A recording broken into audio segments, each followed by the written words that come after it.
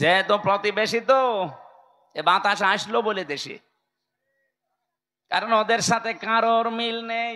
আপনি দেখেন ভারতের সাথে এই যে মালদ্বীপ, নেপাল, ভুটান, পাকিস্তানের তো নেই। আফগানিস্তানের সাথে একটা বর্ডার ছিল, তাও মিল নেই। মায়ানমারের সাথে মিল নেই, চীনের সাথে মিল নেই। আমাদের সাথে মিল ছিল, বুবু ছিল, বুবু নেই, মিল নেই। বুবু ওখান থেকে যে কি করছে, জামিল মহব্বত একটু হয় আবার কেটে যায়। এজন্য কারোর সাথে যেহেতু ওদের সম্পর্ক ভালো না, মিল মহব্বত নেই, এই জন্য আমার মনে হচ্ছে এই বাতাস এই দেশেও আসলো বলে। সাম্প্রদায়িক সম্প্রীতি নাকি এই দেশে চলে না, নেই। অথচ তামাম দুনিয়ায় আছে যে এই দেশে আগস্টের 5 তারিখের পর থেকে এই 9 মাসে সব চাইতে সাম্প্রদায়িক সম্প্রীতি বৃদ্ধি হয়েছে। এতদিনও হতে পারেনি শুধু ওদের কারণে। একটা রিপোর্ট পেয়েছিলাম, 100 ভাগের প্রায় 58 ভাগ সম্পদগুলো বুবু এবং তারা যারা আছে দায়িত্বে, তারা হিন্দুদের এবং অন্যান্য ধর্মের মানুষের সম্পদগুলো তারা বিভিন্ন কায়দায় আত্মসাৎ করেছে, মেরে খেয়েছে, বাংলা যেটা বলে। আমি এই রিপোর্ট নিজে বানাইনি, আপনি পত্রিকার রিপোর্টগুলো আমি নিজে নিজে পড়িয়েছি, সেইটা একটু বললাম। যেহেতু এই 9 মাসে এগুলো আর হচ্ছে না, এই জন্য অনেকের মাথা খারাপ হয়ে গেছে যে না, কিছুই তো হয় না, এভাবে চললে তো টিকে যাবে। এই জন্য বিভিন্ন ধোয়া তোলে মাঝে মাঝে। বুবু ওখানে বসে বসে 27টা কুলু তৈরি করেছিল বাংলাদেশকে অস্থিতিশীল করার জন্য, একটাও কাজে লাগে নাই। কখনো রিকশা লীগ, কখনো আনসার লীগ, কখনো হেলমেট লীগ, বিভিন্ন নাম নিয়ে তারা নামতো, যে দেশকে অস্থিতিশীল করে দিলে বিশ্বের মোড়লরা যেন বলতে পারে এই দেশ আর বসবাসের যোগ্য না। আর পাশে আমাদের প্রতিবেশী দাদারা তো আছেই। কোরআনে কারিমে আল্লাহ কড়া ভাষা দিয়েছেন, লা তাজিদান্না, লামে তাকিদ নুনে সাকিলা। আল্লাহ বলেন, গ্যারান্টি দিয়ে বলছে, লা তাজিদান্না সাদ্দান্নাসি আদাওয়াতাল লিল্লাযিনা আমানুল ইয়াহুদা ওয়াল্লাযিনা আশরাকু। এই পৃথিবীতে 2টা জাতি মুসলমানদের জন্য, ইমানদার মানুষদের জন্য ভয়ঙ্কর জঘন্যতম শত্রু হিসাবে কাজ করে যাবে। একটা ইহুদি আর একটা মুশরিক।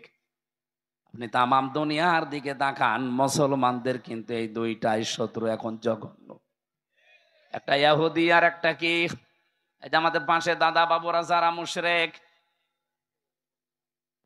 এরা অন্যের সম্পদগুলো দখল করে নিচ্ছে। এমনকি আগস্টের 5 তারিখের পরেও বাংলাদেশে বহু মানুষের চরিত্রে আমরা এটা দেখতে পেয়েছি, বিভিন্ন মানুষের জিনিস তারা নিজের মনে করে নিয়ে নিয়েছে।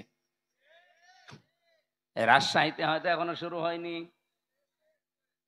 যারা যারা মানুষের সম্পদ নিয়েছেন, যেভাবেই নেন ওটা ফেরত দেবেন, নয়তো আপনি মরে গেলে জানাজা দেওয়া, কবরে দেওয়া মিথ্যা কথা হবে।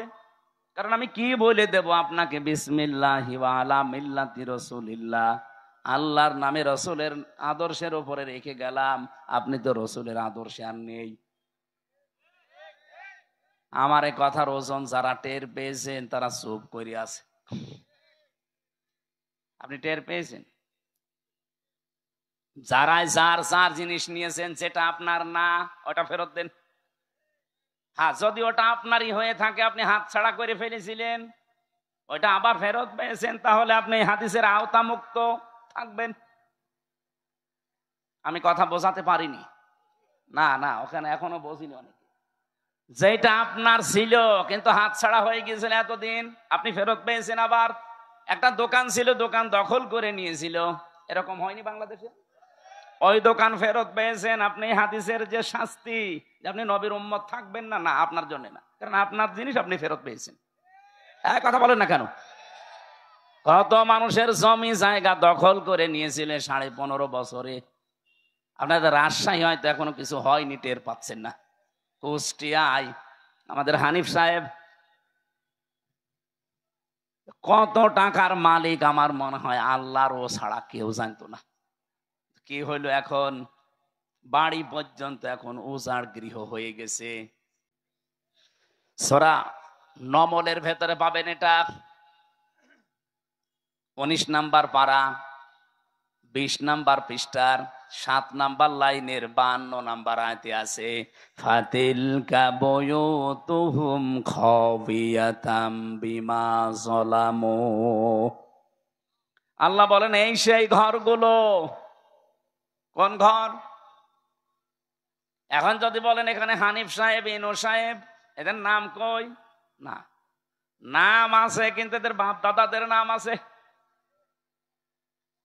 এদের বাপ দাদা যারা, যাদের পরিচয় আল্লাহ আয়াতে দিয়েছেন, তারা এরকম জুলুম করেছে নফসের ওপরে, মানুষের ওপরে, সৃষ্টি জগতের ওপরে, তাদের নামে দেওয়া আর এদের নামে দেওয়া একই। কারণ কোরআনে তো আর আয়াত নাজিল হবে না কিয়ামত পর্যন্ত, এইটাই চলবে। আল্লাহ তাআলা বলেন এই সেই ঘরগুলো, খাবিয়াতাম বিমা যালামু।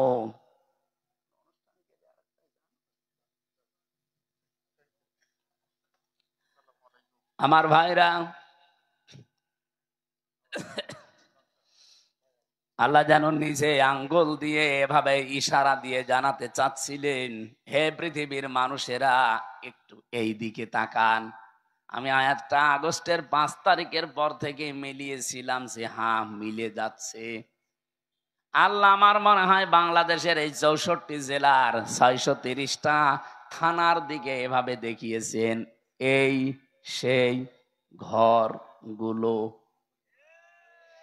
আল্লাহ যেহেতু বাইতুন দেয়নি বয়ুত বহু বছর, এই সেই ঘরগুলো। কি এই ঘর? কি খাবিয়াতান, জনশূন্য হয়ে আছে। একটু দেখো, এটা পরিত্যক্ত করে দিয়েছি। শুধু পরিত্যক্ত না, জনশূন্য না, এটা আজ উজাড় গৃহ হয়ে গেছে। এখানে আর কেউ কোনো আওয়াজ শুনতে পাও? কবরের পাশ দিয়ে গেলে যেমন কোনো আওয়াজ নেই, এই জালেমদের বাড়ির পাশ দিয়ে গেলেও কোনো আওয়াজ পাওয়া যায় না। আল্লাহ বলেন বিমা যালামু, এদের জুলুমের কারণে এদের এই জায়গা পর্যন্ত এখন অভিশপ্ত হয়ে গেছে। আমি তো কুষ্টিয়ার 2 জনের বললাম, আপনি সারা বাংলাদেশের দিকে তাকিয়ে বলেন তো, হালত অবস্থা কিন্তু একই। এই কথা বলেন না কেন? কয়দিন আগে কিশোরগঞ্জে ছিলাম, যেটা একেবারে কেন্দ্রীয় ওদের জেলার মাঝখানে, যেটা ওই জায়গায় শুনলাম নাকি টর্চার সেলও ছিল আগস্টের 5 তারিখের আগে। ভালো মানুষ, নিরীহ মানুষ, তাদের মতের বিরুদ্ধে যারা আছে তাদের নিয়ে ওই জায়গায় টর্চার করতো। অথচ আল্লাহ পাক এখন ওই জায়গাটা পর্যন্ত অভিশপ্ত বানিয়ে দিয়েছেন। আমি ড্রাইভারকে বললাম একটু গাড়ি থামাও দেখি। তাকিয়ে দেখি 3-4 জন করে যাচ্ছে, কেউ এদিকে কেউ এদিকে কেউ এদিকে, চারিদিকে মুখ করে পেশাব করতে বসিস। মনে হচ্ছে জামাতবদ্ধ টয়লেট চলছে। এদের এই জায়গাটা আল্লাহ অভিশপ্ত করে দিল কেন? বিমা যালামু, কারণ এখানে তারা জুলুম করত। আল্লাহ এ পর্যন্ত যদি দিয়ে আয়াত শেষ করে দিত, আমি আয়াতই পড়তাম না। এরপরে আমাদেরটা, ইন্না ফি যালিকা লায়াতাল লিকাউমিন ইয়ালামুন। রব্বুল আলামিন বলেন, এই যে লামে তাকিদ দিয়েছেন মাঝে আর বক্তব্যের আগে ইন্না আছে। যারা গিরামার বসে, আপনি আয়াতটার দিকে একটু খেয়াল করেন, আল্লাহ গ্যারান্টি দিচ্ছেন অবশ্যই অবশ্যই জ্ঞানী যারা, তাদের জন্য এখানে একটা শিক্ষা আমি আল্লাহ রেখে দিলাম। কি শিক্ষা আছে?